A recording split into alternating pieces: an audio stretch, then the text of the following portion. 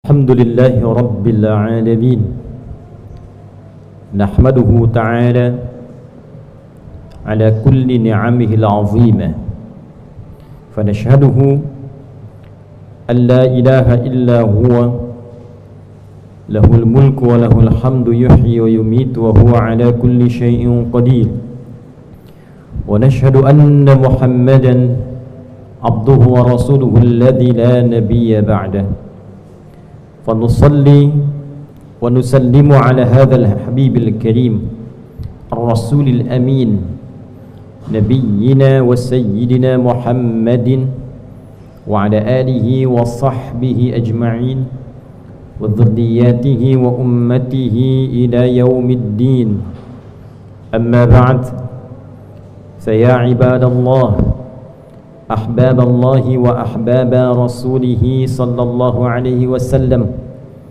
أوصي نفسي وإياكم بتقوى الله فقد فاز المتقون فلا تموتن إلا وأنتم مسلمون فقال تعالى يا أيها الذين آمنوا اتقوا الله حق تقاته ولا تموتن إلا وأنتم مسلمون. Hadirin jemaah Jumat rahimani wa rahimakumullah. Mengawali Jumat ini, khatib mengajak kita semua untuk selalu berusaha meningkatkan syukur dan takwa kita kepada Allah Subhanahu wa taala. Syukur atas nikmat kehidupan yang masih Allah berikan kepada kita sesuai dengan ajal yang telah ditetapkan. Syukur atas nikmat iman yang telah diberikan kemampuan oleh Allah kepada kita untuk mempertahankan sampai Jumat ini di tengah sebagian hamba yang masih beraktivitas, masih hidup namun belum mampu beriman. Syukur atas kesempatan yang Allah berikan pada kita membuktikan keberimanan itu dengan menunaikan ibadah Jumat berjamaah. Semoga Jumat ini dijadikan oleh Allah Subhanahu wa taala sebagai Jumat yang berkah, Jumat yang melahirkan perubahan kebaikan dan kemuliaan untuk kita semua. Hadirin, terdapat dalam satu riwayat yang disampaikan oleh Imam Al-Hakim An-Naisaburi dalam kitabnya Al-Mustadrak Lis-Sahihaini, kitab hadis yang disusun sesuai dengan persyaratan Al-Imam Al-Bukhari dan Al-Imam Muslim rahimahumallahu ta'ala. Saat keduanya telah meninggal, Al-Imam Al-Hakim An-Naisaburi mengeluarkan persyaratan-persyaratan yang sangat ketat dari Al-Imam Al-Bukhari dan Al-Imam Muslim dalam meriwayatkan hadis keduanya, lalu menggunakan metodologi dari persyaratan itu untuk menghimpun hadis-hadis yang pada umumnya belum diriwayatkan oleh keduanya.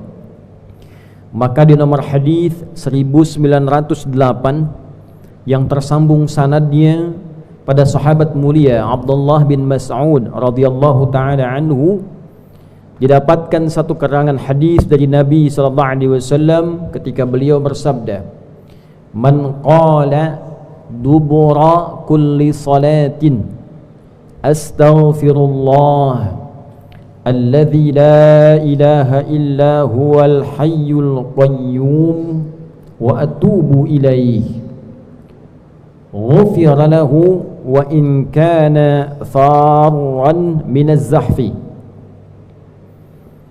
Nabi sallallahu alaihi wasallam pernah bersabda, siapa yang mampu berdoa dengan mengucapkan di setiap selesai salat, astaghfirullah alladzi la ilaha illa huwal hayyul qayyum wa atubu ilaihi, saya mohon ampun kepada Allah, Allah satu-satunya Tuhan yang saya pertuhankan, yang selalu hidup, yang selalu menegakkan perhatian dan aturannya. Saya bertobat kepada Allah atas segala dosa yang pernah saya kerjakan. Maka Nabi memberikan komentar, ghufira lahu maka Allah berkenan mengampuni dosa-dosanya. Wa in kana farran minaz zahfi, walaupun ia pernah melakukan satu dosa besar seperti melarikan diri dari medan juang. Hadirin, Al-Imam An-Nawawi rahimahullahu ta'ala memasukkan pula hadis ini, riwayat ini pada bagian zikir beliau khususnya di pagi hari, kemudian menyambungkan satu riwayat yang menempatkan paginya khusus di hari Jumat, sehingga beliau memasukkan pada zikir pagi di hari Jumat, dan riwayatnya dengan mengatakan man qala fi kulli sabihati al-jumu'ati, siapa yang membacakan hadis ini, doa ini, riwayat ini setiap pagi di hari Jumat, setiap Jumat, dengan kalimat yang sama, astaghfirullah alladzi la ilaha illa huwal hayyul qayyum wa atubu ilaihi thalathan, dibacakan selama 3 kali, dibacakan sebanyak 3 kali. Ghufira lahu, Allah berkenan mengampuni dosa-dosanya. Wa in kana farran minaz zahfi, sekalipun ia pernah melakukan dosa besar, ia menghindar dari medan juang. Hadirin, ada analisis yang cukup menarik dari kalimat yang diungkapkan ini. Singkat, padat, serius, hasilnya begitu besar. Kalimat ini bukan sekedar doa yang saat dimunculkan seakan-akan seseorang bebas melakukan kesalahan, mudah melakukan dosa bahkan yang besar, lalu tinggal mengucapkan kalimat ini dan selesai. Ada pemahaman dalam setiap teks hadis yang disampaikan, ada pengertian dari setiap apa yang diajarkan oleh Nabi sallallahu alaihi wasallam, dan di titik itulah kita membutuhkan sanad untuk mengetahui itu semuanya. Kalimat astaghfirullah yang diucapkan setelah selesai solat ataupun juga setiap Jumat di akhir pekan memberikan kesan korektif dan evaluatif kepada setiap kita selaku hamba Allah Subhanahu wa ta'ala. Koreksi dan evaluasi, mengoreksi hal-hal yang tidak tepat yang pernah kita kerjakan, mengevaluasi kinerja amal soleh kita yang mungkin belum banyak dikumpulkan, termasuk setelah menunaikan solat. Mengapa zikir pertama yang diungkapkan kalimat istighfar? Sebagian ulama mengatakan boleh jadi seharusnya hamba yang solat itu menunaikan solat dalam keadaan khusyuk, dia abai dengan sifat khusyuk itu. Ada yang baru takbir sudah ingat dengan pekerjaan, ada yang baru takbir sudah ingat dengan WA, ada yang baru takbir teringat dengan utang, ada yang baru takbir teringat dengan jalinan pertemanan. Dari mulai takbir sampai dengan salam ditutup yang terakhir, barangkali di bawah standar kekhusyuan, di bawah 50%, dia bisa fokus beribadah pada Allah Subhanahu wa ta'ala. Untuk itulah selesai menunaikan salat, kalimat pertama yang kita ucapkan astaghfirullah, seakan memberikan pesan permohonan ampun kepada Allah karena tak mampu fokus sepenuhnya dalam salat, karena lemah untuk khusyuk sepenuhnya dalam salat. Yang dengan kalimat itulah Allah berkenan mengampuni dan menutupi kekurangan-kekurangan yang terjadi saat solat itu. Pun demikian, antara solat satu ke solat yang lainnya, diucapkan astaghfirullah bukan sekedar diungkapkan di lisan, tapi sekaligus mengingat dalam fikiran, meresapkan dalam hati apa kesalahan yang pernah diperbuat itu, dosa apa yang pernah dikerjakan itu, dari ujung kepala sampai ujung kaki, mata yang salah melihat, telinga yang salah mendengar, lisan yang salah bicara, sampai dengan kaki yang keliru dalam melangkah. Maka kalimat astaghfirullah mengoreksi semua bagian perilaku yang salah itu, mengevaluasi perilaku yang tidak tepat itu, dan merubah semua yang keliru, yang salah itu ke jalan yang saleh. Itu hakikatnya. Untuk itulah kemudian dilakukan langkah evaluasi harian, lalu bertemu pada Jumat ada evaluasi pekanan. diucapkan dalam setiap Jumat untuk mengevaluasi dalam sepekan.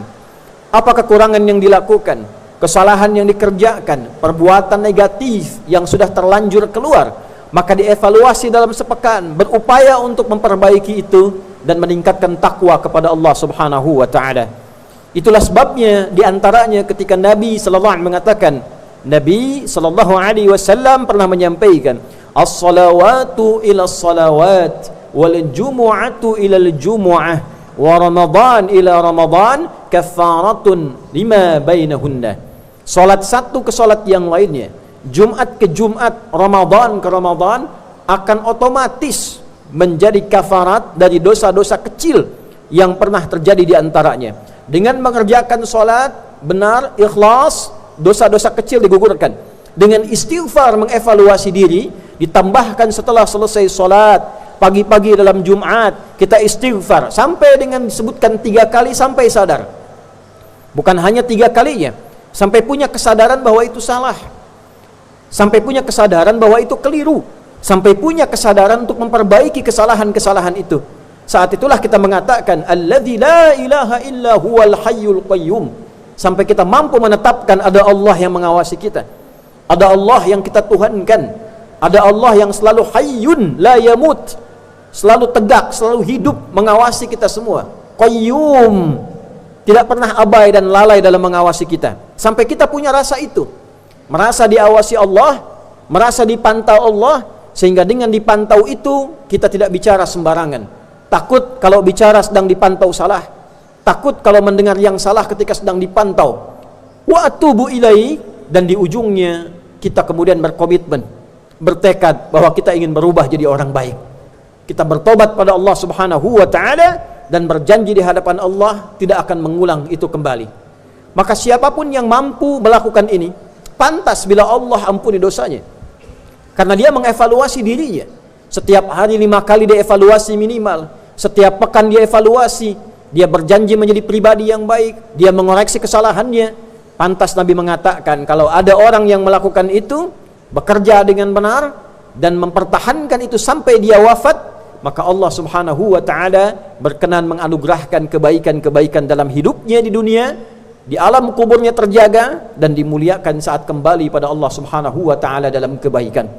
Untuk itulah Al-Quran menampilkan waktu-waktu tertentu untuk berzikir istighfar ini. Ada yang menjelang subuh disebut dengan sahar, jamaknya ashar. Di Al-Quran surah ke-51 di ayat ke-18 Allah menyampaikan, wabil ashari hum yastaghfirun. Ada orang-orang yang punya zikir khusus, orang-orang calon penghuni taman surga. Setiap kali akan datang subuh setelah tahajud, dia beristighfar kepada Allah Subhanahu wa taala. Astaghfirullah, astaghfirullah, astaghfirullah. Dan di antara zikir yang disebutkan pengampunan dosa tadi, astaghfirullah alladzi la ilaha illa huwal hayyul qayyum wa atubu ilaih. Dia sebutkan sampai 3 kali hingga terasa pada jiwanya. Orang-orang yang mampu mengamalkan itu diisyaratkan dalam surah Ali Imran setara dengan orang-orang yang berinfak, setara dengan orang-orang yang sabar, setara dengan orang-orang yang berbuat baik. As-sabirina was-sadiqina wal-qanitina wal-mufiqina wal-mustaghfirina bil ashar, wal-mustaghfirina bil ashar. Orang-orang yang rajin istighfar, rajin mengevaluasi diri, rajin memohon ampunan menjelang fajar, maka Allah setarakan seperti halnya orang-orang yang infak, orang-orang yang sabar, orang-orang yang khusyuk, dan orang-orang yang senantiasa dekat dengan Allah Subhanahu wa taala. Ada lagi yang memahami bahwa amalan-amalan itu menghadirkan kemuliaan-kemuliaan. Rajin istighfar juga berpotensi menambah kepercayaan Allah untuk memberikan titipan harta kepada kita. Ditemukan keterangan itu di Quran surat Nuh misalnya, di ayat ke-10 itu dengan kalimat istighfar, faqultu astaghfiru rabbakum innahu kana ghaffara yursilis samaa'a 'alaikum midrara wa yumdidkum bi amwal. Aku katakan, kata Nabi Nuh alaihissalam pada umatku, ayo istighfar kepada Rabbmu. Sungguh Allah itu maha menerima istighfar, maha menerima taubat, maha mengampuni dosa sebesar apapun. Kalau itu sudah diberikan, maka anugerah diturunkan, air hujan dibuka. Hujannya bukan musibah dalam arti yang buruk, hujannya turun dengan rahmat, hujannya kebaikan, hujannya menghilangkan, meringankan panas, menghilangkan penat, menghilangkan debu-debu yang menghadang. Wa yumdibkum bi amwal, setelah itu Allah tambahkan harta benda supaya kita bisa ibadah dengan harta itu. Itulah sebabnya kenapa di Ali Imran disetarakan dengan munfiqin. Ketika hartanya datang, maka orang rajin istighfar, gemar berinfak. Bukan sekedar tambah harta, tambah mewah, tambah foya-foya, tidak. Pelaku istighfar, ahli istighfar, ketika dititipkan harta, dia gemar berinfak. Istighfar pengaruh kepada kekhusyuan. Wal qanitin, qanitun itu adalah sifat bagi orang-orang yang khusyuk dalam salat di antaranya. Al-Baqarah ayat 238, hafizu 'alas salawati was salatil wusta wa qumu lillahi qanitin. Orang-orang yang istighfarnya bagus akan berdampak pada salatnya pun bagus. Salatnya baik. Bila salatnya sudah baik, doanya terkabul. Bila salatnya sudah baik, pribadinya jadi baik. Maka istighfar ini agung nilainya. Mengampuni dosa, mendatangkan harta dari sisi yang tidak kita duga, dan merubah pribadi kita menjadi orang baik, serta mempengaruhi setiap ibadah kita berubah kualitasnya menjadi lebih baik. Itu diantara riwayat, walaupun singkat, padat, tapi bermanfaat. Dan dengan iman kita bisa mendapatkan itu. Berzikirlah dengan menggunakan iman, terimalah riwayat ini dengan menggunakan iman, lakukan dengan menggunakan iman, dan dengan iman itulah kemudian kita dihisab, dan dengan iman itulah kita hidup, dan dengan iman itulah kita dimuliakan oleh Allah Subhanahu wa ta'ala di dunia dan di akhirat. Semoga khutbah yang singkat ini bisa menjadi pedoman berkehidupan yang padat untuk kita dan menggugah kita untuk berevaluasi diri. Sungguh pada akhirnya seluruh aktivitas kita di dunia ini akan berakhir, selesai. Tapi yang belum selesai adalah pertanggungjawaban amalan kita. Apakah dinilai saleh ataukah dinilai salah? Jika sampai Jumat ini kita merasa masih banyak amal salah yang kita koleksi, sedikit amal soleh yang kita kumpulkan, dan kita berharap rahmat Allah, setidaknya manfaatkanlah Jumat ini untuk berintrospeksi, mengevaluasi diri, setidaknya menggunakan kalimat istighfar yang tadi diajarkan oleh Nabi sallallahu alaihi wasallam. Semoga dengan itu mengantarkan kita pada lembaran hidup yang lebih baik dan juga menyampaikan kita pada akhir kehidupan husnul khatimah.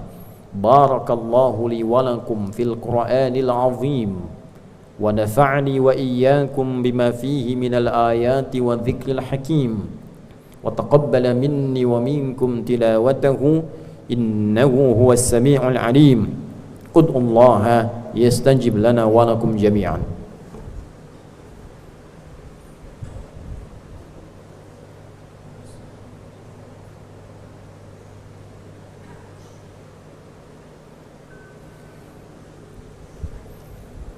الحمد لله والصلاة والسلام على رسول الله نبينا وسيدنا محمد بن عبد الله وعلى آله وصحبه وذرياته وأمته ومن والاه.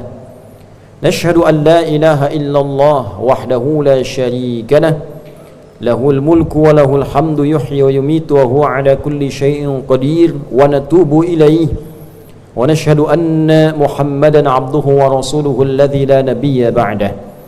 عباد الله أوصي نفسي وإياكم بتقوى الله فقد فاز المتقون فلا تموتن إلا وأنتم مسلمون. فقال تعالى يا أيها الذين آمنوا اتقوا الله حق تقاته ولا تموتن إلا وأنتم مسلمون. Hadirin, pada khutbah yang kedua ini, mari kita tutup dengan berdoa kepada Allah Subhanahu wa ta'ala. Isi dalam doa ini kita akan fokuskan untuk permohonan kebaikan dunia kita, evaluasi amalan kita, dan harapan kita kepada Allah agar diwafatkan dalam keadaan baik dan diterima ketika pulang menghadap Allah dalam penerimaan yang baik dan diberikan tempat terbaik dan bertemu dengan orang-orang baik, terkhusus Rasulullah sallallahu alaihi wasallam. Qala ta'ala inna Allaha wa malaikatahu yusalluna 'alan nabi ya ayyuhalladzina amanu صلوا عليه وسلموا تسليما. اللهم صل وسلم وبارك على هذا النبي الكريم الرسول الأمين نبينا وسيدنا محمد وعلى آله وصحبه أجمعين. اللهم نحمدك حمدا كما علمتنا أن نحمدك ونشكرك شكرا كما علمتنا أن نشكرك. أنت المقدم وأنت المؤخر بيدك الخير إنك على كل شيء قدير. نستغفرك اللهم يا الله الذي لا إله إلا أنت سبحانك إنا كنا من الظالمين ونتوب إليك. ربنا لا تدع لنا في مقامنا هذا ذنبا إلا غفرته. Ya Allah, jika ada hambamu yang menunaikan Jumat saat ini, di tempat ini khususnya datang membawa dosa seberat sebesar apapun, maka mohon ampuni seluruh dosa-dosa kami ya Allah. Wala hamman illa farajtah, jika ada yang datang membawa kegelisahan, mohon tenangkan hatinya. Wala asiran illa yassartah, jika ada yang datang membawa kesulitan, mohon ringankan dan hilangkan kesulitan hidupnya. Wala maridan illa syafaitah, jika ada yang hadir saat ini engkau uji dengan penyakit, mohon angkat dan sembuhkan penyakitnya. Wala dainan illa qadaitah, jika ada yang sedang terlilit oleh utang piutang, mohon limpahkan rizki kepadanya untuk melunasi utang-utangnya. Allahumma ya arhamar rahimin, ij'al jam'ana hadha jam'an marhuma wa tafarruqana min ba'dihi tafarruqan ma'suma. Jadikan pertemuan kami di Jumat ini menghimpun kebaikan dan kekeluargaan di antara kami, dan bila pun kami mesti berpisah, jadikan perpisahan kami mempertemukan kami dalam pertemuan yang lebih baik dibandingkan dengan hari ini. Allahumma ij'al baqiyata hayatina hayatan thayyibah wa akhira wafatina husnal khatimah. Ya Allah, jadikan lembaran baru kehidupan kami lebih baik dibandingkan hari-hari sebelum yang telah kami lalui. Dan bila pun kami mesti kembali kepadamu kapanpun waktunya, wafatkan kami dalam keadaan husnul khatimah. Tawaffana muslimin biqauli la ilaha illallah Muhammadur Rasulullah. Wafatkan kami dengan kemampuan di lisan kami untuk mengucap kalimat la ilaha illallah Muhammadur Rasulullah. Wa ajib kalimatana biqaulika ya ayyatuhan nafsul mutmainnah irji'i ila rabbiki radiyatan mardiyah fadkhuli fi ibadi wadkhuli jannati. Ya Allah, maka jawab kalimat kami dengan panggilanmu yang indah. Hei jiwa-jiwa yang tenang, cepat pulang kepadaku. Aku ridha dengan seluruh amalmu, engkau pun akan ridha dengan pemberianku. Masuk dalam golongan hambaku, aku siapkan surga untukmu. Allahumma ij'al nahnu ya Allah, Allahumma ja'alna nahnu ya Allah habibi Sayyidina Muhammad sallallahu alaihi wasallam. Ya Allah, jadikanlah kami di antara umat-umat Nabi yang sangat mencintai dan menghadirkan cinta kepada Rasulullah sallallahu alaihi wasallam. Wahfadna wahfad biladana Indonesia, waj'al biladana baldatan thayyibatan wa anta tardaha. Ya Allah, mohon jaga kami ya Allah agar istiqamah dalam kebaikan, dan mohon jaga negeri kami Indonesia, dan jadikan Indonesia negeri yang penuh dengan rahmat darimu, dan Engkau jaga dari berbagai macam penyimpangan. Wahdi umara'aha liyahtadu ilaika waliyakhaffifu hisabahum yaumal qiyamah. Dan mohon berikan hidayah ya Allah, berikan hidayah kepada para pemimpin kami di level atas sampai yang rendah, agar berpegang teguh ya Allah pada nilai ketakwaan kepadamu demi meringankan hisab mereka di akhirat kelak. Wahfad ulama'ana waj'alhum mukhlasin lakad-din. Ya Allah, dan jaga para ulama kami dengan kesehatan, keikhlasan, ketakwaan dalam menyampaikan risalah dakwah mereka. Allahumma barik hadhil madrasah akhyar wa ma'had mira ya arhamar rahimin wa man fiha wa muassisihi wa mu'tamirih. Ya Allah, berkahi madrasah akhyar ini, ma'had mira, dan seluruh yang mendirikan, seluruh yang menjaga, menghidupkan dan ikhlaskan kami untuk mendapatkan ridhamu ya arhamar rahimin. Allahumma unsur ikhwatana fi Palestin, Allahumma unsur ikhwatana fi Palestin waj'al ahya'ahum mujahidina fi sabilik wa mautahum syuhada wa alhiqna ma'ahum fi rahmatika ya arhamar rahimin. Ya Allah, anugerahkan pertolongan terbaikmu pada saudara-saudari kami di Palestina. Jadikan setiap yang hidup di antara mereka sebagai pejuang ikhlas karenamu, dan jadikan setiap yang wafat syuhada dalam pandanganmu, dan sertakan kami bersama mereka dalam rahmat yang telah Engkau tetapkan. Rabbana atina fid dunya hasanah wa fil akhirati hasanah wa qina adzabannar. Wa sallallahu ala sayyidina Muhammad wa ala alihi wa sahbihi ajma'in. نستغفر الله العظيم الذي لا إله إلا هو الحي القيوم ونتوب إليه والحمد لله رب العالمين. عباد الله، إن الله يأمر بالعدل والإحسان وإيتاء ذي القربى وينهى عن الفحشاء والمنكر والبغي يعظكم لعلكم تذكرون ولذكر الله أكبر والله يعلم ما تصنعون. أقيموا الصلاة يرحمكم الله.